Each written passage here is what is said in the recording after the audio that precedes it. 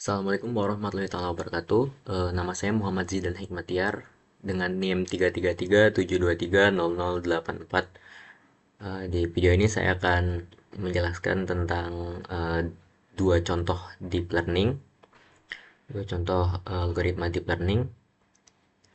Sebelumnya deep learning itu masihlah bagian dari machine learning ya. Uh, tapi dia menggunakan ANN atau Artificial Neural Networks, atau dalam bahasa Indonesia itu biasanya disebut JST, jaringan secara tiruan.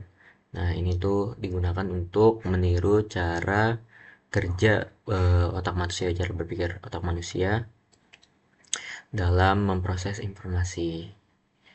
Nah, di sini ada dua, yang satu menggunakan model CNN, yang satu RNN LMST.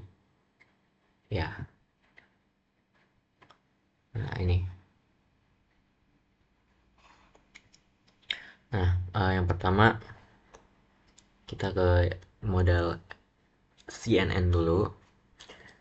Di sini kita import library yang dibutuhinnya dulu. Ada tiga: TensorFlow, NumPy, sama Matplotlib. Nah, TensorFlow itu salah satu framework machine learning yang populer, salah satu yang paling populer dan keras. Keras bukan hard ya, keras itu API uh, high level, dari tingkat tinggi lah, dari TensorFlow yang mempermudah pembuatan model deep learning.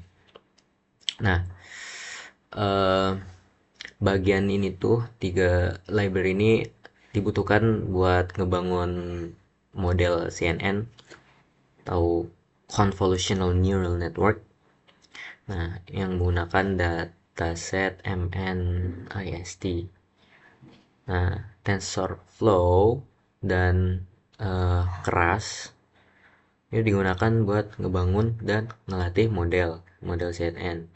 Terus NumPy itu digunakan untuk memanipulasi array, karena datasetnya itu dari MNIST, terdiri dari array angka. Selanjutnya Matplotlib digunakan buat menampilkan gambar dari dataset tadi MNIST dan hasil prediksi model.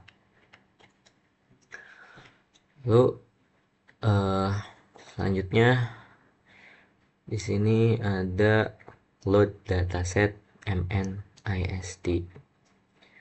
Sini kita memuat datasetnya yang sudah tersedia di keras.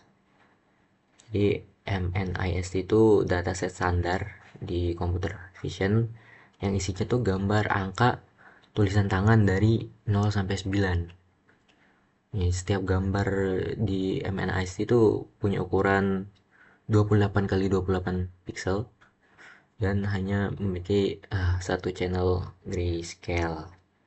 Nah, di sini ada XY trend dan XY test. X trend itu isinya gambar buat training, X test isinya gambar buat pengujian. Sedangkan yang apa namanya? Yang Y-nya itu isinya label angka dari X tersebut, maupun itu X trend atau X test. Nah, kenapa kita butuh dataset buat di testing? Karena ingin mengevaluasi seberapa baik model bisa ngenalin angka yang belum pernah lihat sebelumnya.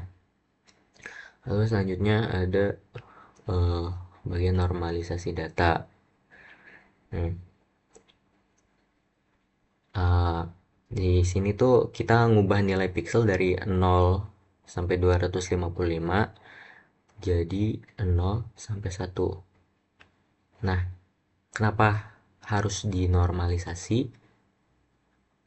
Biar model lebih mudah belajar, karena nilai yang besar itu kan 0 sampai 255 bisa membuat model sulit melakukan perhitungan dan memperlambat training.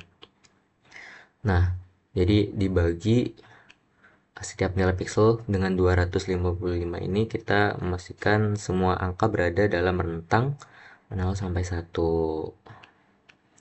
Selanjutnya kita eh, sesuaiin bentuk data buat CNN. Nah, kan pada awalnya extract nama extract itu jumlahnya datanya 2828. Jadi artinya setiap gambar memiliki ukuran 28 kali 28 pixel. Tapi nggak ada informasi tentang jumlah channel atau grayscale.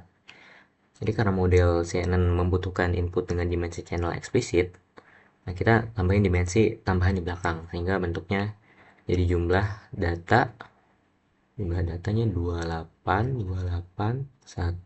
Nah, satu ini nih artinya satu channel grayscale. Selanjutnya sini ada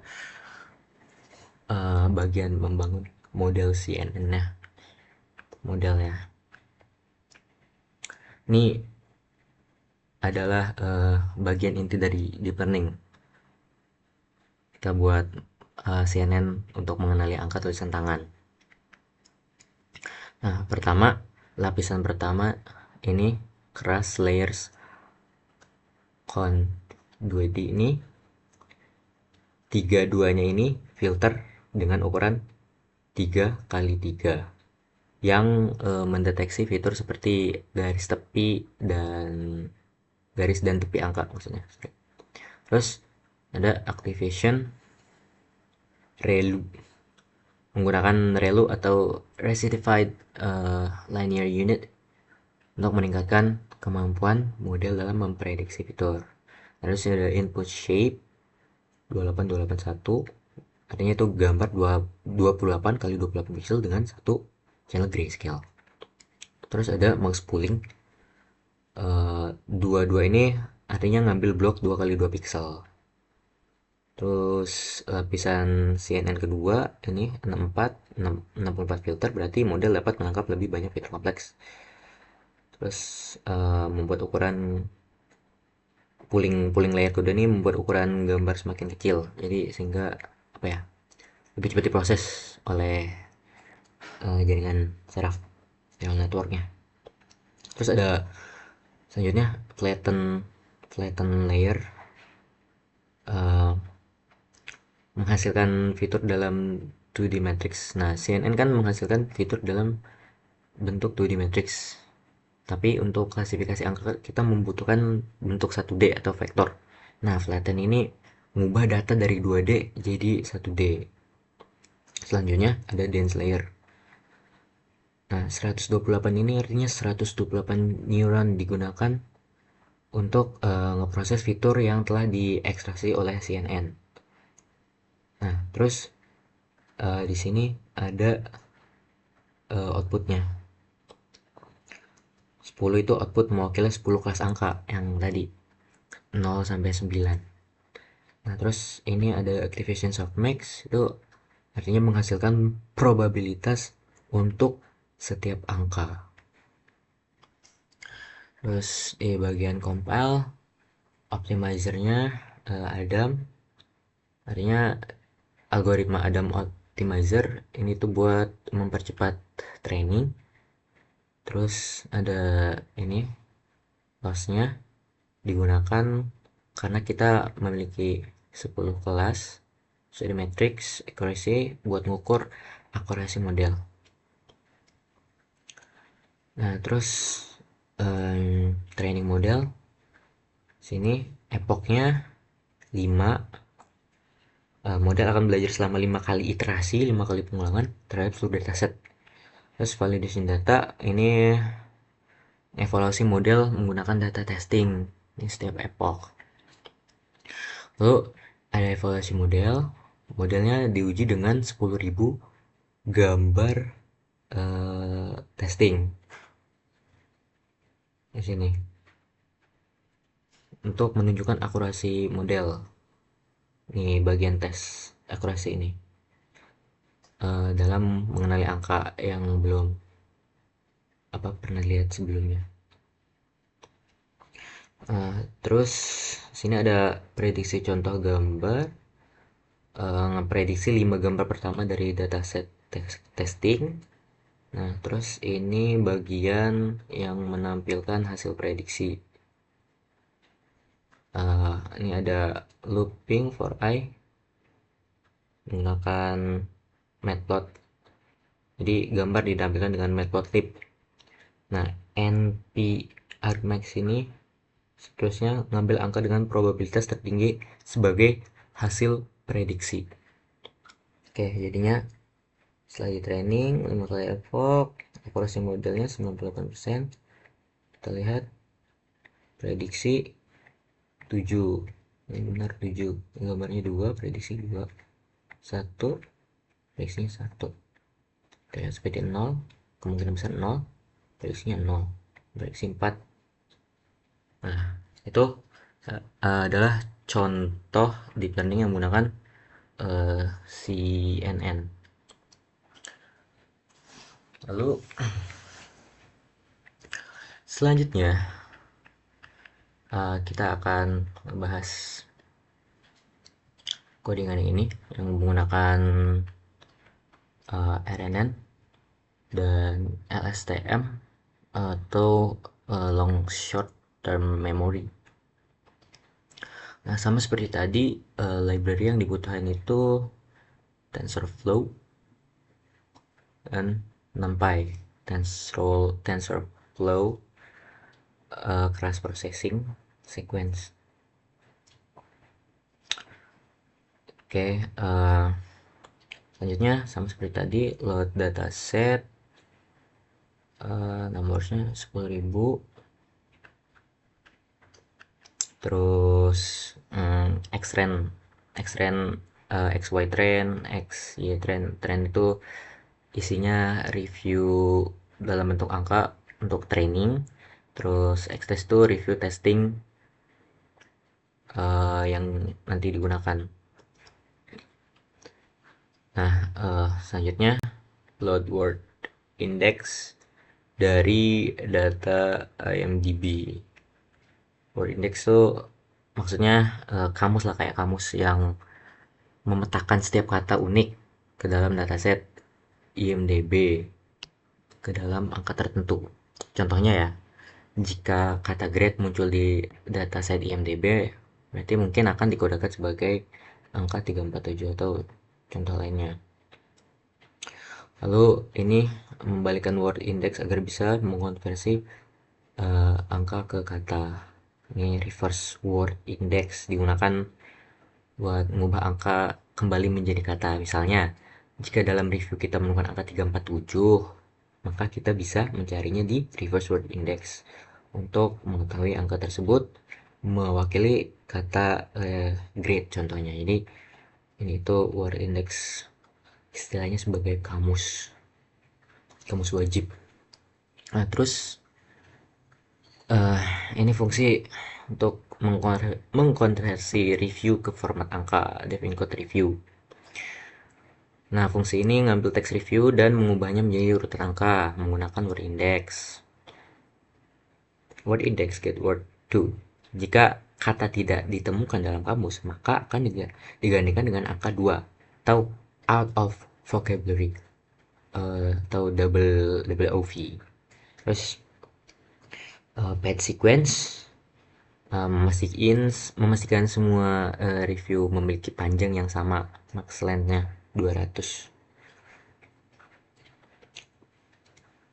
Oke, terus ke padding data training, padding sequence agar semua review memiliki panjang yang sama. Semua review memiliki panjang 200 kata sebelum masuk ke model LSTM.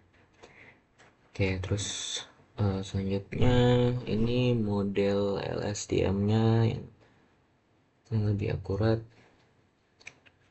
Nah, model pertama setiap layer ya ada embedding layer. Ini itu tuh ngubah angka jadi representative vector sehingga bisa dipahami oleh model deep learning-nya. Terus spatial dropout 0,3 itu buat ngurangin overfitting dan mengabaikan beberapa bagian dari embedding saat training. Terus ada bidirectional LSTM 64 dan 32 nit membantu model memahami konteks dari dua arah dalam teks.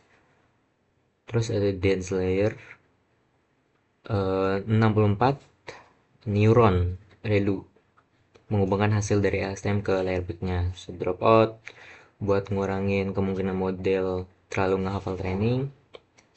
Terus ada dense satu neuron sigmoid output berupa nilai antara 0 dan 1 yang menunjukin apakah review positif atau negatifnya untuk klasifikasi biner positif negatif.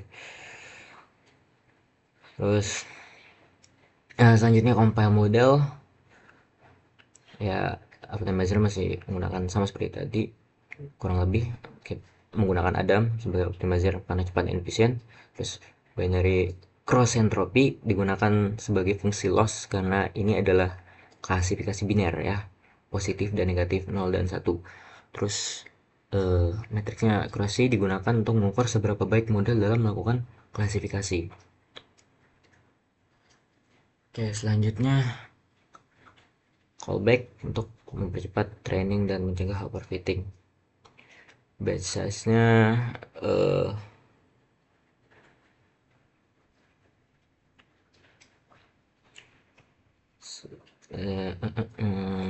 hafal accuracy-nya patience-nya 2, faktornya 0,5, patience-nya 1. Nah, terus training model 5 epoch. Ini menggunakan 5 epoch. Epochnya 5, batch-nya 128. Membuat training lebih cepat. Lalu selanjutnya ada evaluasi model. Nah, model diuji, terus tes akurasi ini nunjukin akurasi model dalam mengenali review yang belum pernah dilihat sebelumnya. Ini contoh review untuk kemudian sampel review. Ini buat positif, ini buat negatif. Say this movie was absolutely amazing, I love every part of it. Negatif contohnya ada the plot was dull, the characters were lifeless, and I almost fell asleep. Nah, ini terus konversi review ke format angka sesuai dataset IMDb menggunakan kamus yang tadi. Nah, terus di sini ada prediksi review baru sampel padded menyediakan contoh review untuk diuji apakah model bisa ngebedain positif dan negatif. Nah, terus ini tuh apa namanya? Nah, for I looping untuk memberikan prediksi probabilitas apakah di label positif atau negatif.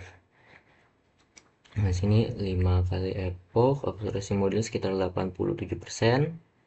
Nah, untuk review yang this movie was absolutely amazing, itu prediksinya positif 52%, tidak cukup baik.